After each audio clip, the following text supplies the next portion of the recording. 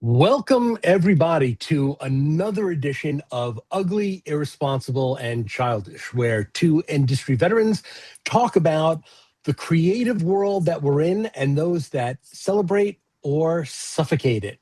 I am one of your hosts, Mark Levy. I am Jeremy Baca, the co-host, probably the more important part of this pair, but that remains to be discussed. No, that's fair. I won't. I won't mess with that. As many of you may realize, this is also well, this is a special episode for a couple of reasons. The first is this is our first video entry, so we are going to be here on YouTube for you moving forward. We'll still be able. You can find us on Apple Music and Spotify and Podbean or wherever you get your podcasts, but. This episode is special for another reason, and we have a guest today that I am so excited about this. I almost can't believe it's happening. I'd like to welcome our guest, the screenwriting legend, and there's no other way to frame that up, the legend, Joe Eszterhas. Joe, welcome to the podcast, and thank you for being here. Thank you, Mark. I appreciate it. For those of you who know the name but don't remember all of his works, he's written, almost 30 movies, including Basic Instinct, which we're going to get into, a number of best-selling books. And we're going to talk about that, but we really want to talk about this other facet of Joe's life, which is, Jeremy and I talk a lot about risk-taking in our careers and what that looks like. Joe, you're a guy who has literally done it time and time and time again. And somehow you've bucked the system, you've stood your ground, and you've made millions in the process.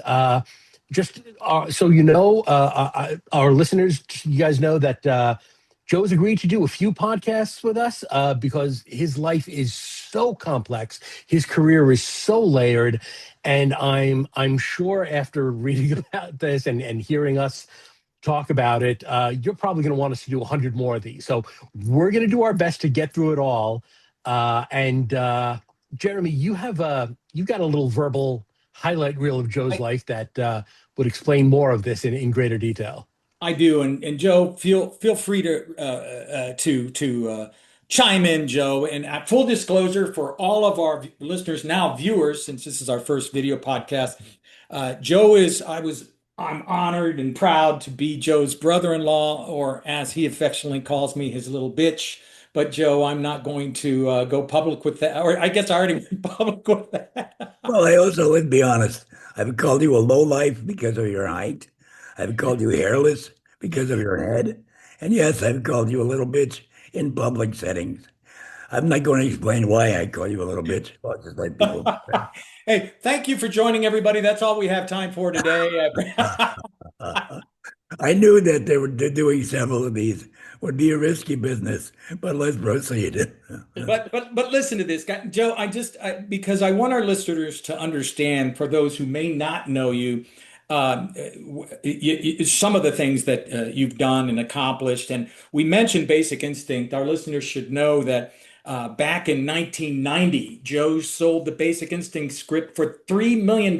This is back in 1990, $3 million, breaking records of what any screenwriter had ever been paid for before.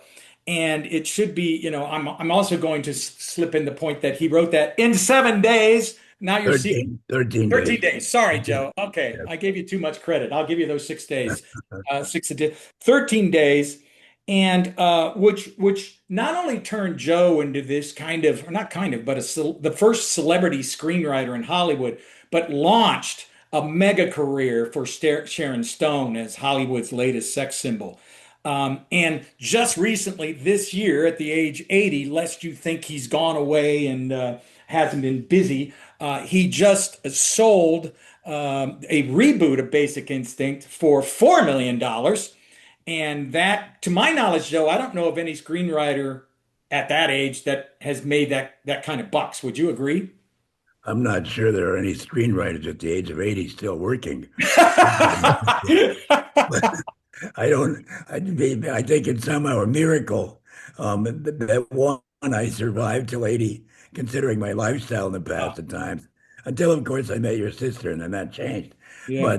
But I'm very happy to be here at the age of 81, as of a couple of weeks ago.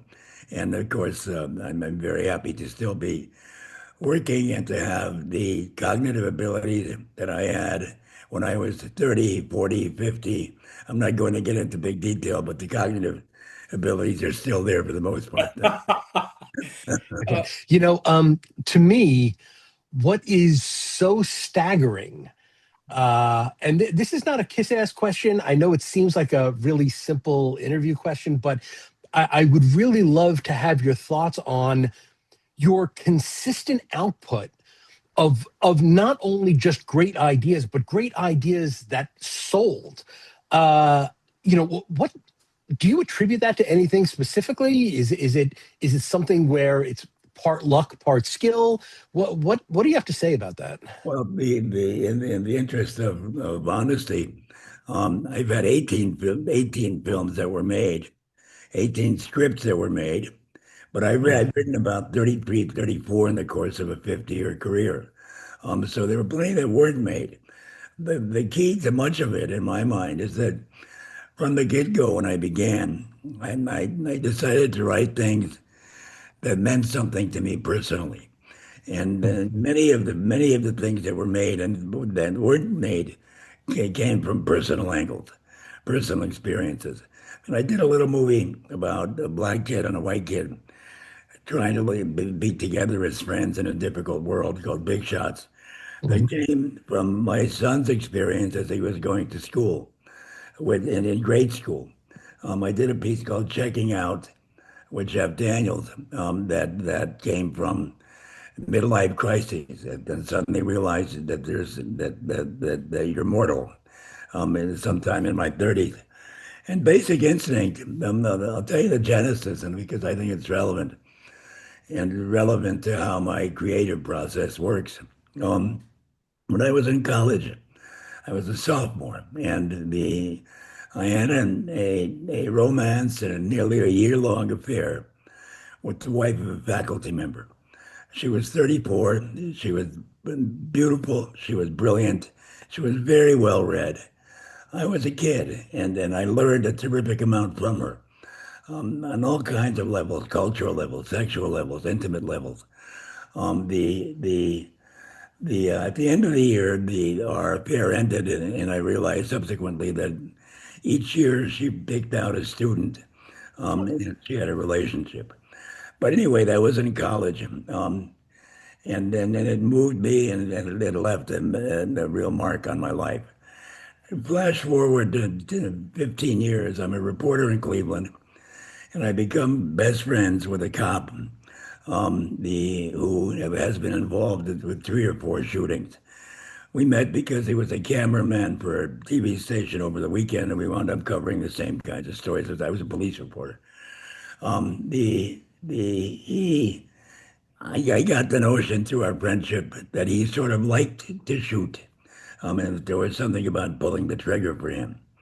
Okay, now go forward another almost 15 years. Somehow these two characters come together in my head. Yes, it took me 13 days to write the piece, but I thought about it for years and years, just as people. And then somehow magically, in some kind of mysterious creative process, they collided. And I put it together with the fact that I was writing thrillers at the time, that I've always been a big reading fan of detective thrillers. And they sort of joined together, and they came together almost in a real imaginative life. And I sat down in the blazing sun. I went to Hawaii for 12 days. The and I lived It was blazing sunshine. I was snorting coke at the time. So in between the Coke, the booze, the sunshine, and the Rolling Stones, which I listened to endlessly, it all came together. It sort of exploded inside me. I went back home. I had it in a longhand. I retyped it. And as I walked out, my working title was Love Hurts. As I walked out the door, I almost heard a whisper that said Basic Instinct. I went back in, changed the title, sent it to my agent, and 10 days later we had an auction where literally every entity in town participated except for Fox. And that's how it wound up selling for 3 million bucks. Oh, so So that my takeaway is that I should be doing more coke. and I booze think and sunshine. So it's a miracle that I'm here at 81. And thankfully, I met Jeremy's sister, and that changed my life in many ways because there was a lot of excess. And I remember one morning when I woke up in Vegas, allegedly doing research for Showgirls, and I woke up and I thought, who is lying in this bed next to me? And Wow. it took me a while to figure it out. And it was a key moment because I realized that I was living in a very unhealthy way, that I didn't deserve to do this to myself. And then luckily, as though an act of God, I met her. I was married at the time, and it was very difficult circumstances. But I met her, and thankfully, she had the wisdom and the patience not to tell me to get the fuck out of there, you know. So and then we're together after 32 years. And the only negative part of that experience was, of course, Jeremy is my brother-in-law, but Shut up, man. What's I've gotten over that. the junkyard dog? Nice. Hey, Joe, but before again, Joe mentioned Showgirls. It should also be noted that one of the amazing things about you, even in this Coke and booze infused mind, you were able to consistently tap into kind of a cultural zeitgeist in America and the world. And some of his other movies, he mentioned Showgirls, but he also did Flashdance. He did Betrayed. He did Jagged Edge with Music Box. Music Box. I mean, these movies were so iconic, especially in their day, especially when you think about Flashdance, when Joe comes forward with a woman who works in a steel mill. No one had really thought of women in that way. They weren't thinking of women in that way. So I think you did a lot to propel women forward, Joe. The It came somewhat from a personal. Let me be clear with Flashdance. It's one of the few rewrites that I did. The Mm. original piece was written by a man named Tom Headley, who was a magazine writer and a prominent one.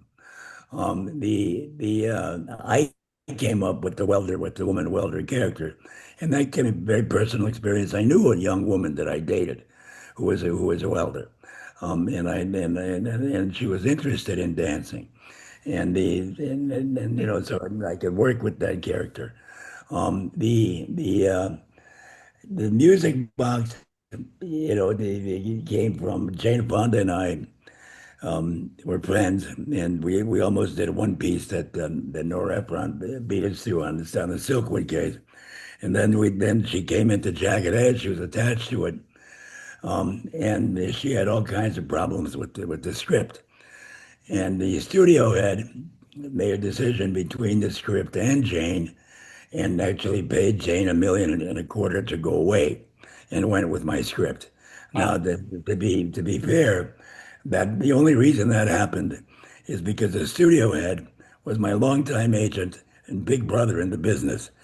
So, but anyway, Jane and I stayed friends, and she called me and she said we have to work something out. So we sat down for lunch one day, and she had an idea to do a remake of All About Eve.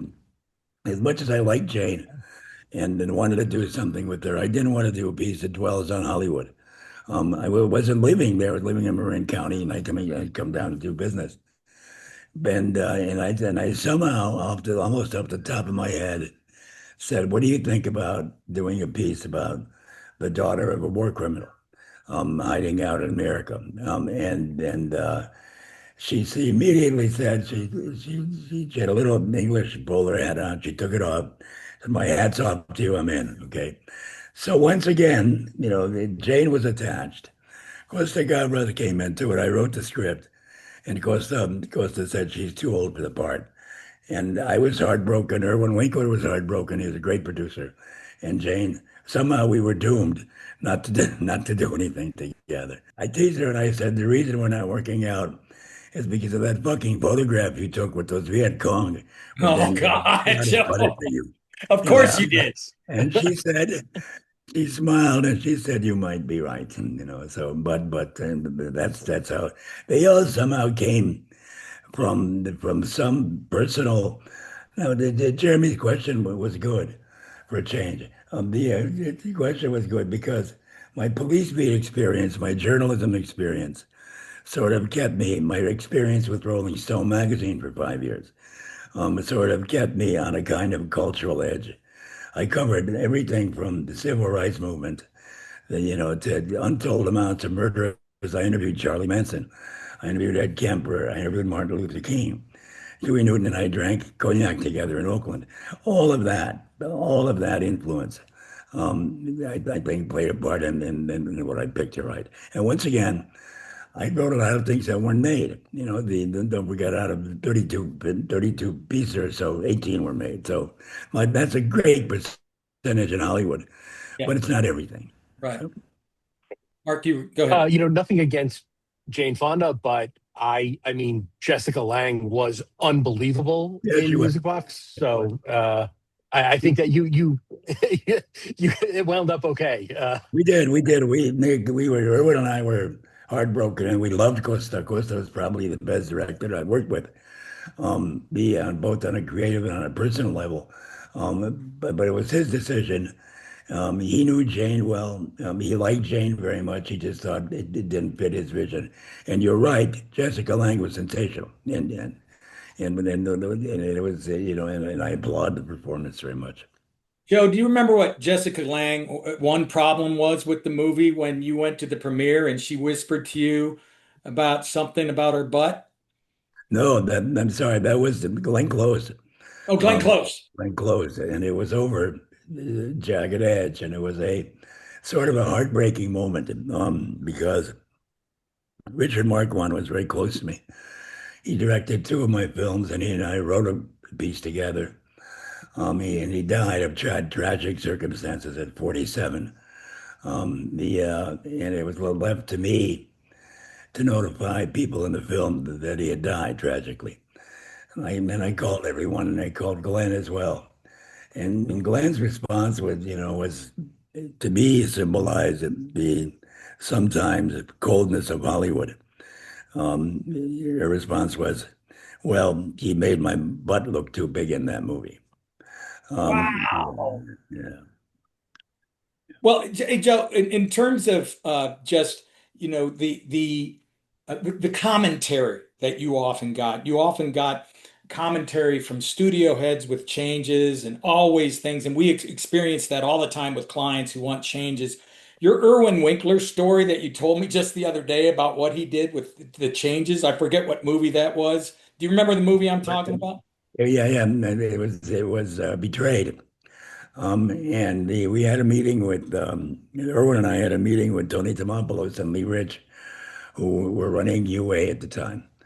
We came out of the meeting. They had all kinds of creative suggestions, and they handed us a couple pages filled with notes of what we should change.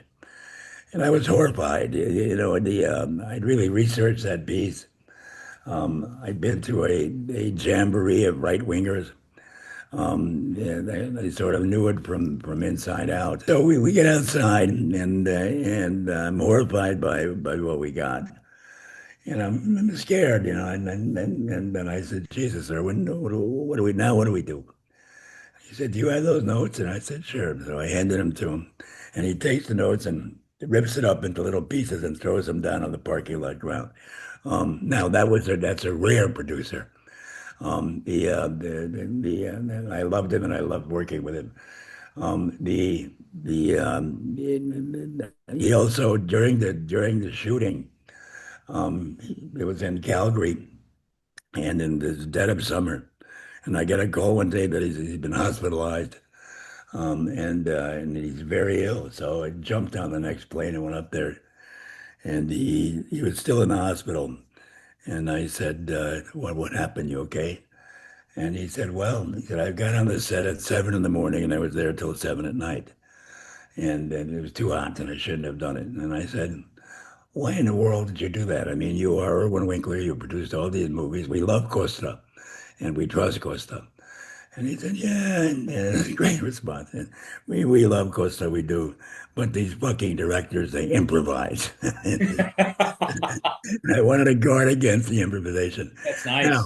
a writer can't ask for anything more than that. Yeah, yeah. Where a man like with his reputation puts his life at risk. So, the yeah, it was quite a moment. Yeah. Joe, I want to go all the way back to your earliest memories. It's not the last time we'll mention this, but we are just scratching the surface of a lot of these stories that are in, to be honest, one of the most entertaining books I've ever read, and that's Hollywood Animal. My wife and I read it together. We were both hysterical and shocked in a good way at some of the stories. But one of the things that we learned that most people probably don't know is that you spent the better part of your first 6 years uh, living in a series of Hungarian refugee camps following World War II. Yeah. Um, you know, you were obviously witness to unspeakable acts and a lot of violence in those camps, and even growing up, poor in Cleveland. The thing that I find interesting is that compared to the rest of what Hollywood puts out and what most screenwriters put out, your movies are actually not that violent. There's a lot about good versus evil in your movies and some of the ambiguous nature of good versus evil. But is the lack of violence, that there's certainly murders in your movies, but nothing wholesale or gory like you see. Is that a deliberate choice you make, or is that just what comes out of your typewriter? No, it is deliberate. I've never been a fan of slasher films or things, horror movies that are that bloody. I like horror movies and I like thrillers, but I don't think there's a need to really dwell on that. And they actually, I'm the same way with the sexual depictions, because in the note for Basic Instinct and from what I've held since then, is there's a line that said, "It's dark, we can't see clearly." I don't think there's a need to dwell visually on all of that. Paul Verhoeven, to address your previous point, Paul Verhoeven, and I had a big fight on Basic. And Michael participated in that as well, because Michael felt there was no redemption. And he also felt that Sharon one-upped him, as he said, at every turn. And I put up a real fight. And Irwin was with me at the time, because Irwin was the original producer on Basic. Irwin, and then I put up a big fight to hold on to the script the way it was.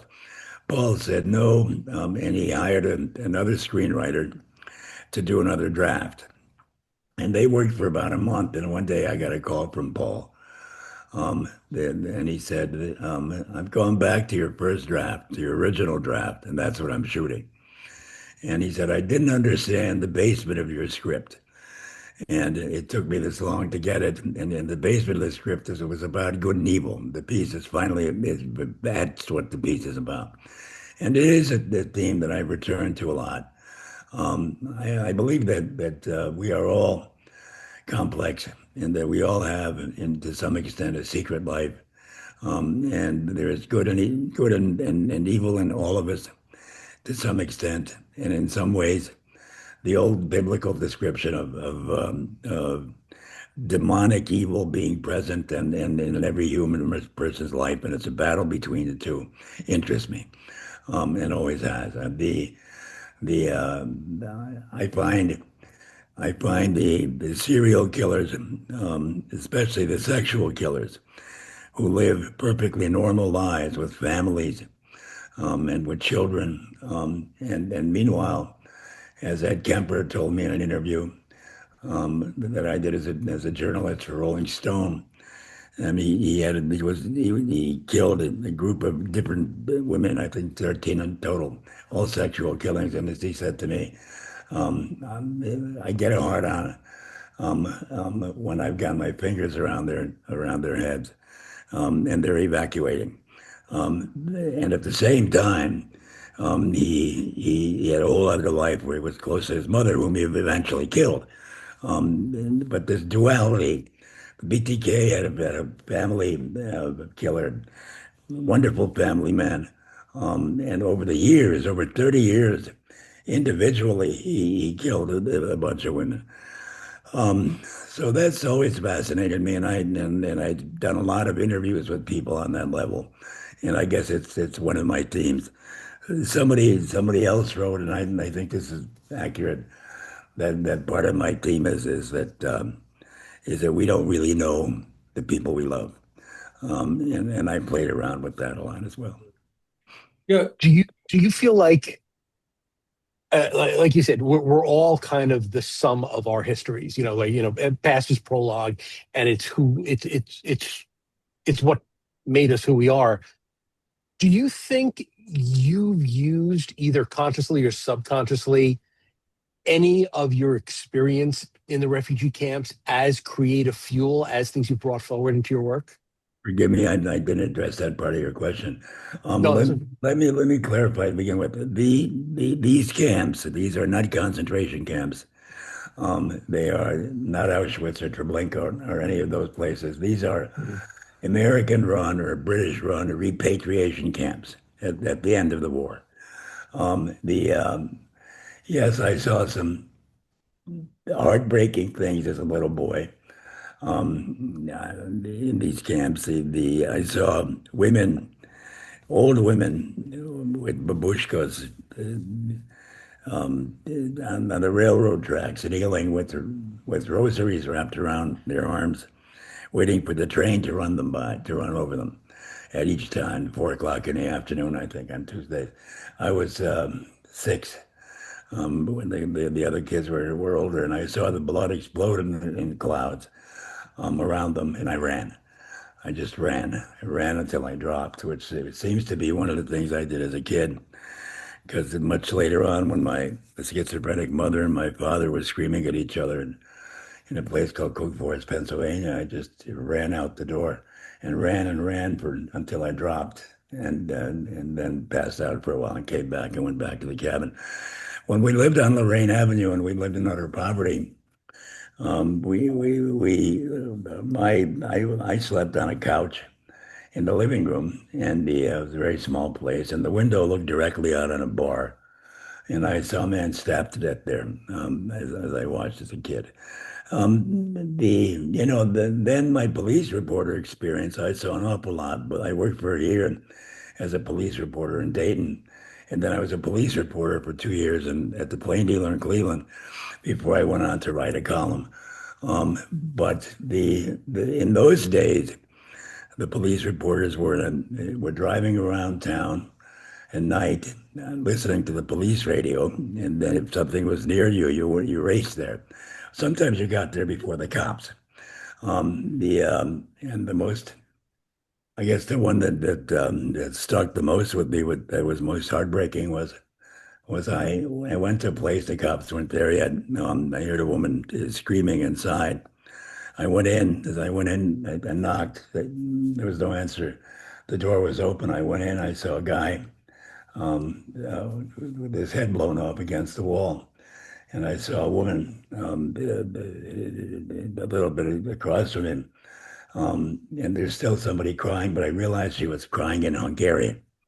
And I went back, and there was an old lady, the grandma, the wife's mother, and the guy had killed her and then blown his own brains out. And I sat there and comforted her in Hungarian for about 10 minutes until the cops got there. So I saw a lot on that level as well. The the, uh, the experience left its mark, certainly. Joe, how if you were doing that crime and police reporting, how did you end up interviewing somebody like a Jimi Hendrix? How did that unfold? Well, How I moved on. I'll take Cleveland as an example because I was at the plane dealer for 4 years, 5 years almost. And when you went there, they either put you on the police beat or on the suburban beat, equally boring, right? So they put me on the police beat because of my dating experience. But the system was that if something happened and you covered it and you came back to the little office at the police headquarters, got on the phone and turned the story into a rewrite man who actually wrote the story, right? Well, shit, I didn't. I wanted to write the story myself, so right. it had never been done. I lugged a typewriter 2 blocks from the plane dealer to the central police station, set it up, and started writing my own stories, and then delivering it. Cut out the middleman. I wrote it. I wanted to be a writer, so I wrote it, and they advanced me. First, I became a general assignment reporter, and then I got a column as well. So I could pretty well cover what I wanted to cover, even as a general assignment reporter. I really wanted to cover the civil rights movement, because in college in my sophomore year I dated a young black woman, and actually I think she was probably my real first love. Got to know her family, got to know her brothers, and also read a terrific amount about the civil rights movement, especially black culture. James Baldwin, Langston Hughes was from Cleveland, Richard Wright. I've always been a voracious reader, and my reading in civil rights was pretty extensive. So the way I met Martin Luther King was that there was a minister. His name may have been Bruce Elder, but I'm not sure about the name, in East Cleveland, who was killed. A white minister who was killed in a civil rights protest. And Martin Luther King, who was not yet the iconic man that he became, but was well known in civil rights circles, came in and gave a eulogy for him. And I covered that. And his ride somehow fell through back to the airport. And I heard him talking about anybody could. So I said, Reverend King, I could drive you. He said, sure. Well, then we got into the car and he said, well, I got a little bit of time. You want to have lunch, dude? You know, a place for lunch. So I did know the place roughly out there. And we had lunch for about an hour and a half. And what struck me about the man, and what I loved about the man, is such a rare man, is that he was more interested in hearing my stories about what a refugee camp was like than the questions I asked him about what it was like growing up. His dad was a minister, he was something. I think that the country with the King death felt, and it was an unparalleled loss in terms of what happened to civil rights, and to the violence that overcame much of it. And you asked about Otis. Well, I was in love with Jimi Hendrix I asked about, but I want you to talk about Otis too. But go ahead. Jimmy was. Well, I fell in love with rock and roll when I was a little ethnic kid with a thick accent. The music somehow, especially black music, especially rhythm and blues oriented music, blues oriented, not the blues oriented, Muddy Waters and Howlin' Wolf and people like that, somehow spoke to my Hungarian heart, and Chuck Berry.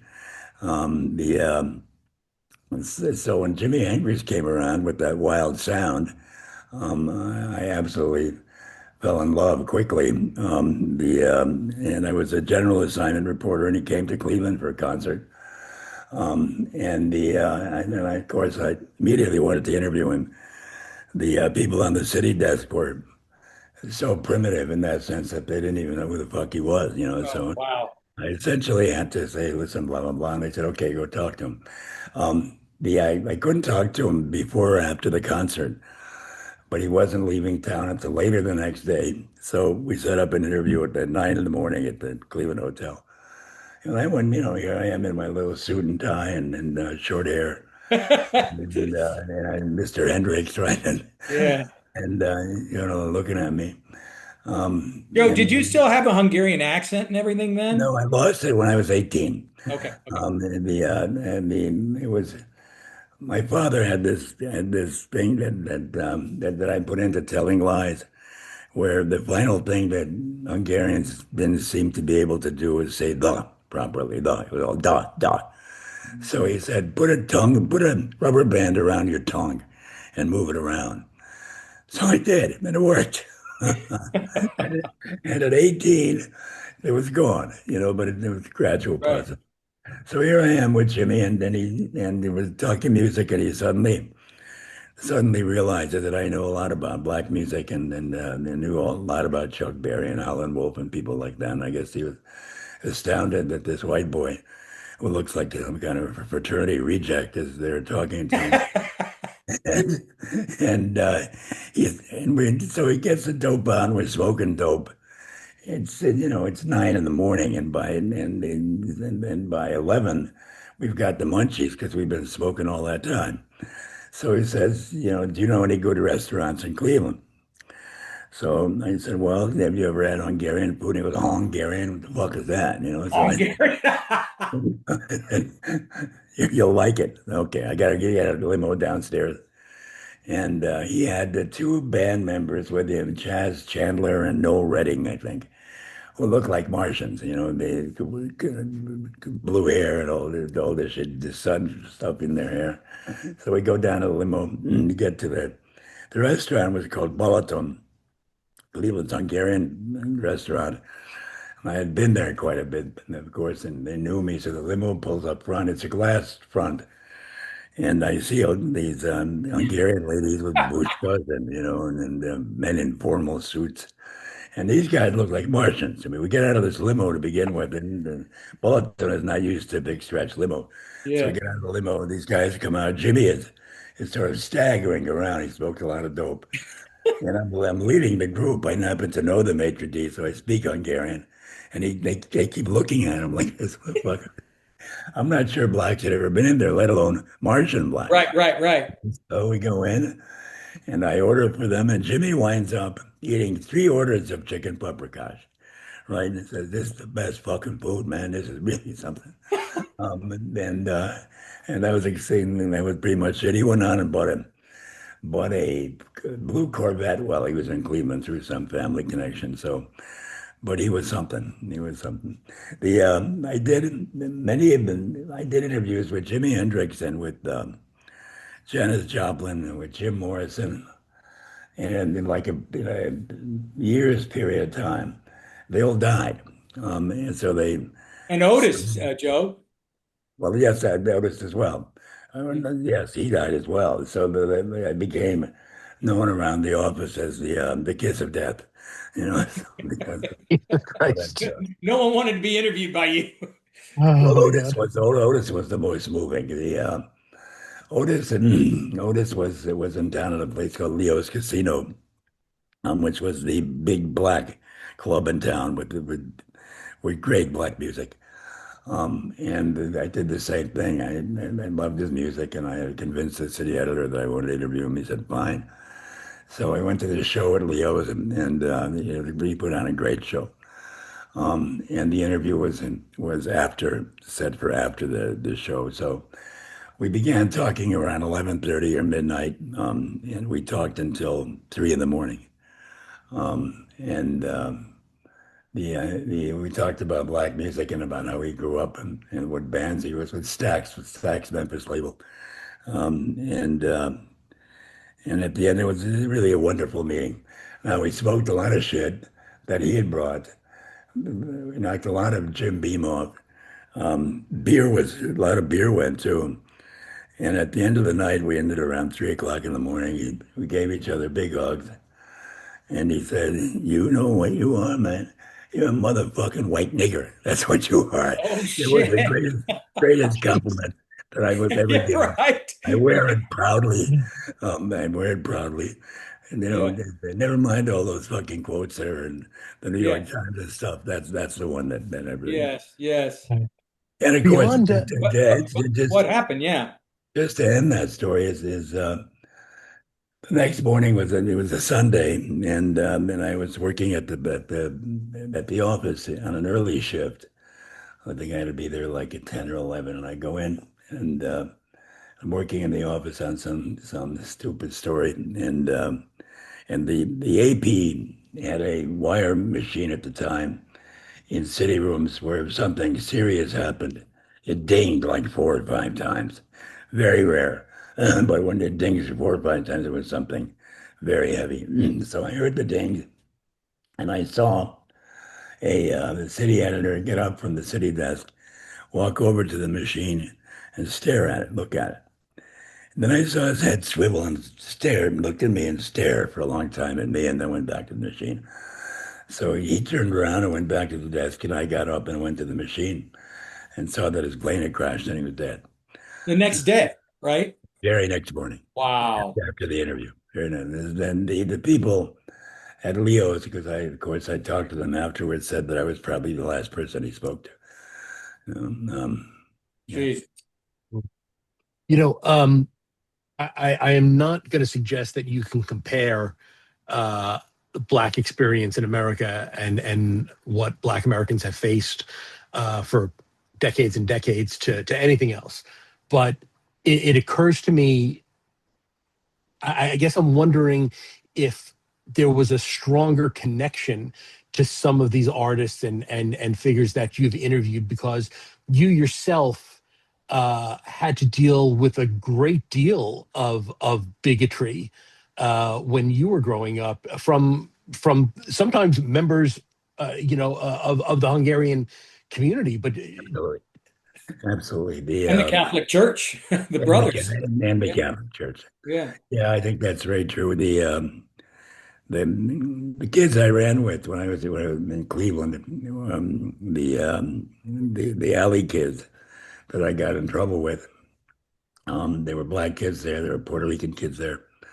And there was a whole other life. Except besides the Hungarian one that I lived in with my parents in the Hungarian culture. There were two things that really brought me into American culture. One was music, rock and roll, and much of it blues oriented, and the other was baseball.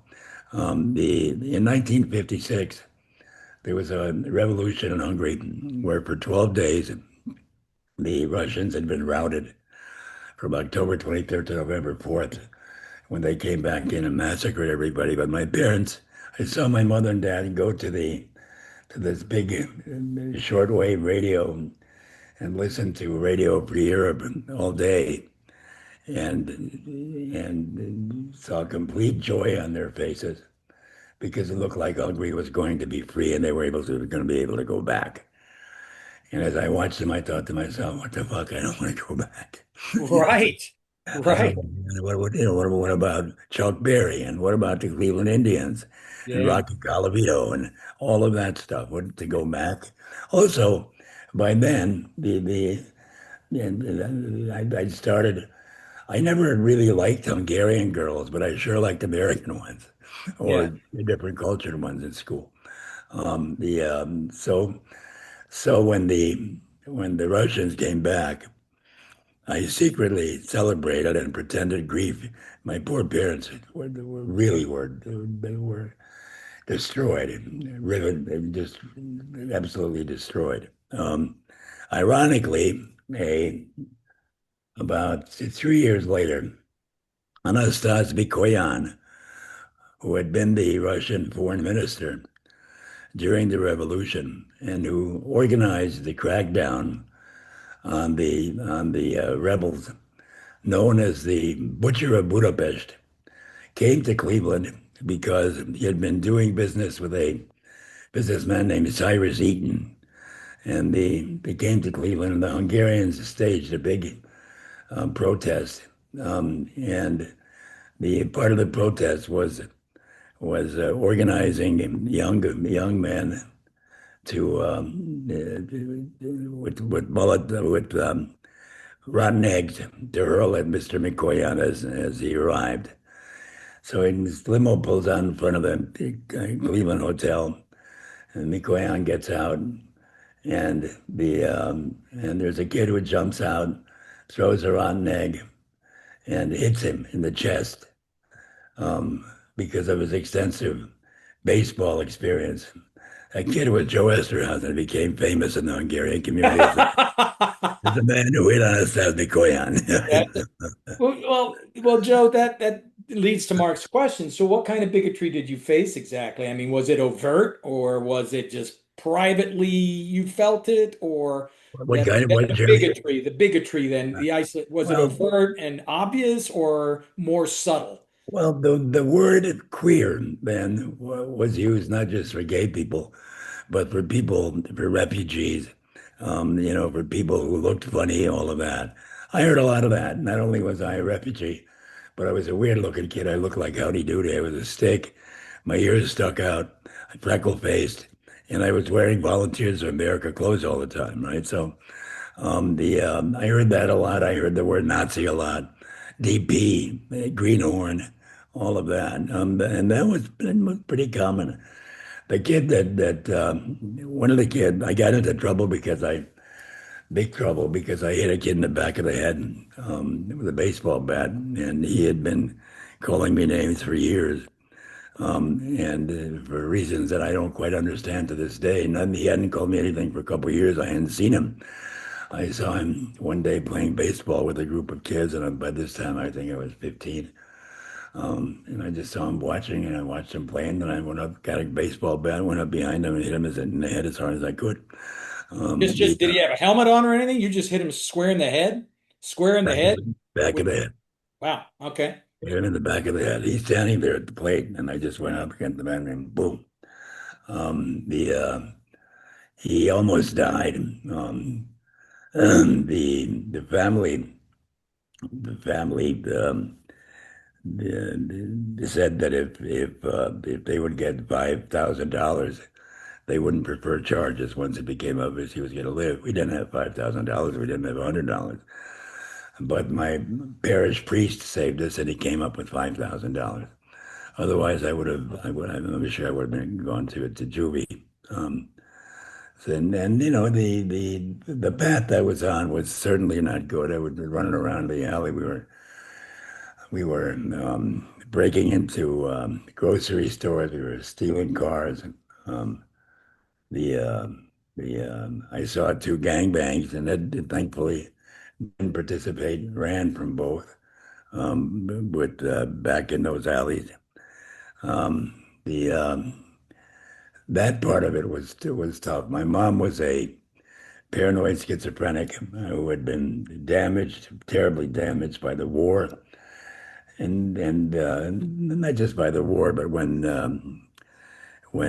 she was 15, her mom died, and her father advertised in the Budapest newspapers for a new wife. He married a hooker, and he got syphilis from her, and my mom watched as he gave himself shots on the stairway. She had a nervous breakdown and went to Belgium for a year, then came back, met my dad, and very shortly after that, the war ended, and then she had a terrible experience in the camps as well. So, and she died at 50. Very, very sad and heartbreaking life. It is. You know, Yeah. I was going to say the way you write about your mother's descent into schizophrenia is absolutely horrifying in your book. I'm wondering, is that why you write so many female characters that are exceptionally strong and in your work really move the plot forward and are the, like Michael Douglas said, one-upping the guys at every turn. Whether it's, Flashdance, you see that, Jagged Edge, you see that, certainly Basic Instinct, Music Box. What role does that play in your work and your memory and your creativity? I'm not sure from that point of view, but I think I know where it came. From the time I was very little, I always preferred the company of women. I don't mean just sexually, I just mean generally. I think women are more interesting. Men are often tied up in this macho armor that they wear, but I think women are more sensitive and funny. And the ones that I was drawn to were outspoken and fun. And I dated a lot of different women in college. I think part of my education about America came from women and interesting women more than from anything else. And then some of these relationships were intimate relationships, but others weren't. They were just fun. I like being around them. The most interesting ones that I found, and this is probably where it comes from, were the ones who were sassy, who didn't take any shit from anybody, who who were not afraid to use their sexuality, who to follow the path of their sexuality. It was a terrible thing that happened back in the 60s. Is a woman who was active sexually was immediately tagged as a whore, or in even worse as a nymphomaniac. And a man who was just as active sexually was a stud and cool and all of those things. It was all just cockeyed and wrong, and horribly misogynistic, and unfair. Jeremy, you mentioned the Catholic Church. Part of the reason I have such issues with the Catholic Church and call myself a devout Christian instead of a devout Catholic because there was that misogyny went to the point where Mary Magdalene, who was a successful woman, and who was Jesus's favorite disciple, whom he called the apostle to the apostles, and with whom there was no doubt Jesus had a relationship with. A very successful, smart woman. Pope Gregory in the 6th century decided that she was a reformed prostitute.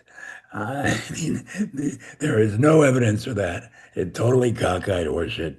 But Editors, to more but to editors. this but to this day, you don't have you don't women can't be priests. They can only be nuns. I mean, it's just wrong. And so I was always drawn to women. My mom, unfortunately, had too many mental issues. My memory of my mom is mostly here sitting in the dark with horrible migraine type headaches, with her head covered with a ice cold rag, smoking a cigarette. They had horrible arguments between them.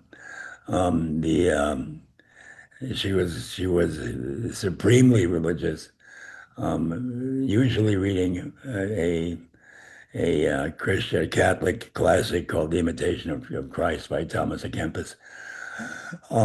She was just very, very damaged. And I found out, of course, after she was dead, that in those days in the refugee camps, when the black marketers had stolen the food that the IRO gave to the inhabitants of the camps, and everybody was starving. The Hungarian women um, slept with the GIs in order to get food for their children. And I discovered from one of my mother's closest friends that my mother did that. So Wow.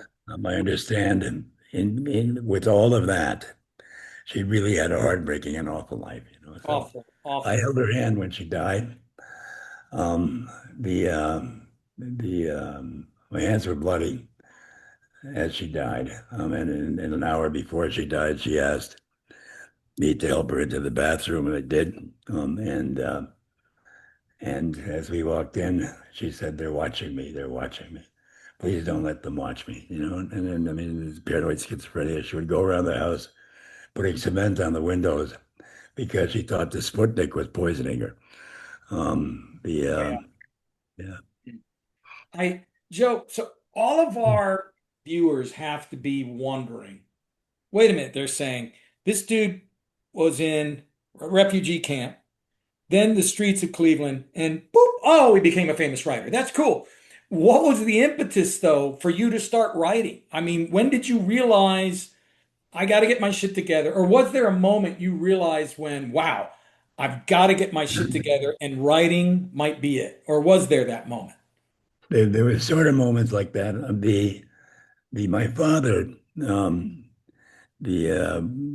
when I was getting when I had gotten into all of this trouble in the alleys, and when I almost killed this kid with the baseball bat on a summer night, walked me from 41st and Lorraine to the bridge at 25th Street, wearing a white beater T-shirt. And my dad always walked around with a suit from the Volunteers of America and a tie.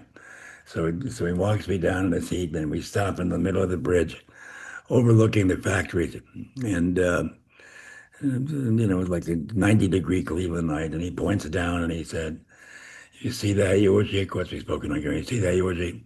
That is you. This will be you if you don't do something about your life. That is What was you. he pointing at?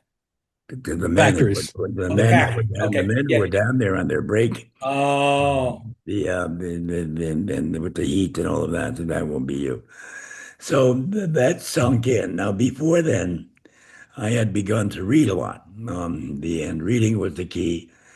I read voraciously after that incident, but even when I was running around the alleys when I was upstairs, I was reading.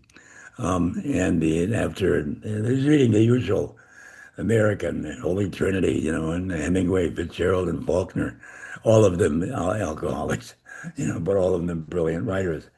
I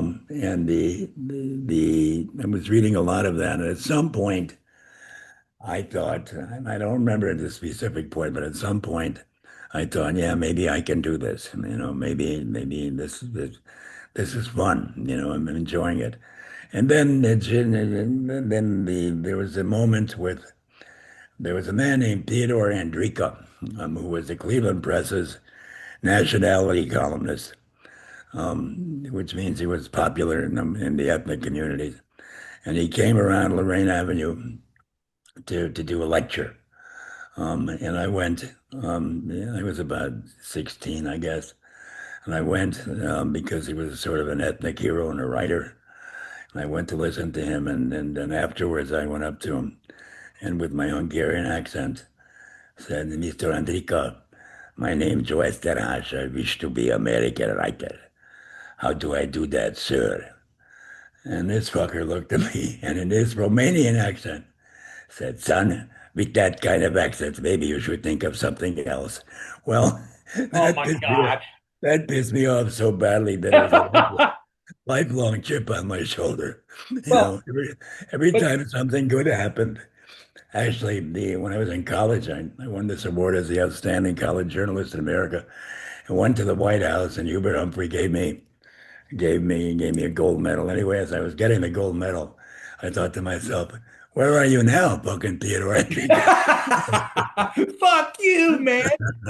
Yo, I think I just want to clarify just for people that when you say, I'm going back to when you said you were reading like you told me 300 books in a year, or at one time you That read was a, almost. that was a little later. It was after and it was when I was out of the alleys, it was a year or so after that. I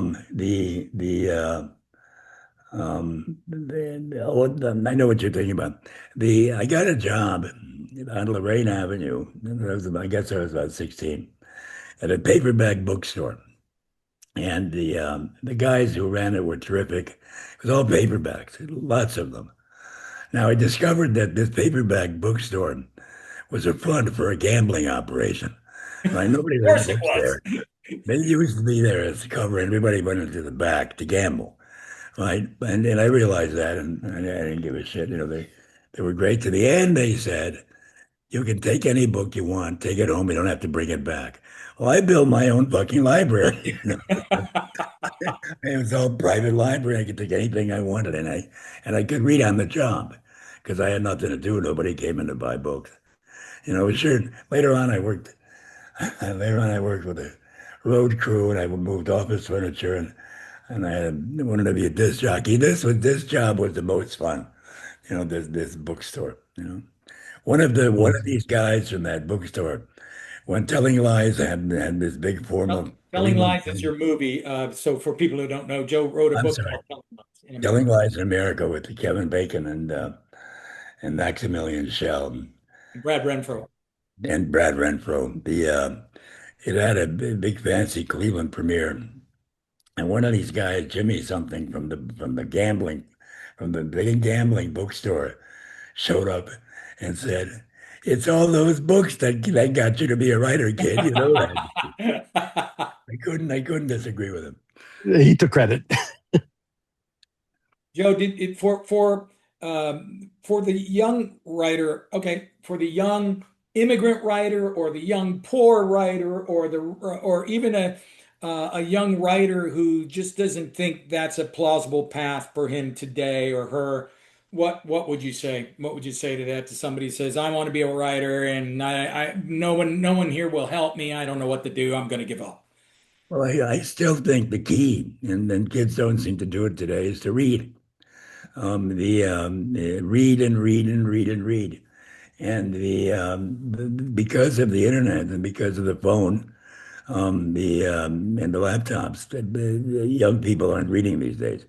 They're too glued in to the phone that's in their hand. The I think it's a horrible loss. And I think the younger generations aren't reading. Um, and the book sales are way off, and the surveys show that among the younger generations, it's all, even with the writing, where much of it is AI, and they're not doing their own writing anymore either. So, but that's what I would say. There are some younger writers who have who learn by taking a book they like and actually copying it word for word Yeah. in the hope that somehow a rhythm or something will rub off. And some people have done that successfully. I talked to a screenwriter recently who said, I know two of your scripts inside out because I copied them for myself. Mm. Some people still doing it. We're obviously, Mark, as you can see from Joe's video here, he's fading. It's getting dark in Ohio, where Joe is living right now, and there's no indoor light on. So, Mark, this might be a good time to break. Joe's been at it for an hour now, over an hour, I think. Yes, Give me, yes. give me, give an old guy a break, and I haven't even yet insulted you, Jeremy. You know. No, So let when me we do a talked final about, one. Let me do a. I'm I'm sorry. sorry. Go on, Mark. Go on. I'm sorry. No, I was just going to say we've been at this for a little over an hour, and we haven't even got to like the heart of your work at the Cleveland Plain Dealer, and haven't even gotten near Rolling Stone yet. So we might need, about 100 episodes to get through everything because Well, this is fascinating. that scares me so fucking much that I can't even express it. But because I want to say a special goodbye to you, this will be my response. Okay. The London Times in 1918, 16 wrote a story about a gang of Hungarian hussars charging down a hillside, um, chanting the old Hungarian battle cry. And I think this is a good way to end our session here today. That battle cry was Lófasz a seggedbe, which translated means, may a horse's cock stick up your ass. Thank you, guys. I enjoyed it very much. Joe, you are awesome. Stay tuned, everybody. We're going to get to Joe's work with Hunter Thompson at the Rolling Stone. Two insane and very sad and moving tragedies that occurred in Joe's life that also shaped his life and more of his second, third, and fourth act careers. So stay with Yeah. us. Joe, thank you so much, brother. Marc, anything to add before you close Thank off? you very much. No, this has been incredible. Can't wait for the next one. So, for Ugly, Irresponsible, and Childish, I'm Mark Levy. I'm Jeremy Well, Bill, Baca. all three of those words can describe me perfectly, so we'll do the other one as well. All Thanks, right, guys. brother.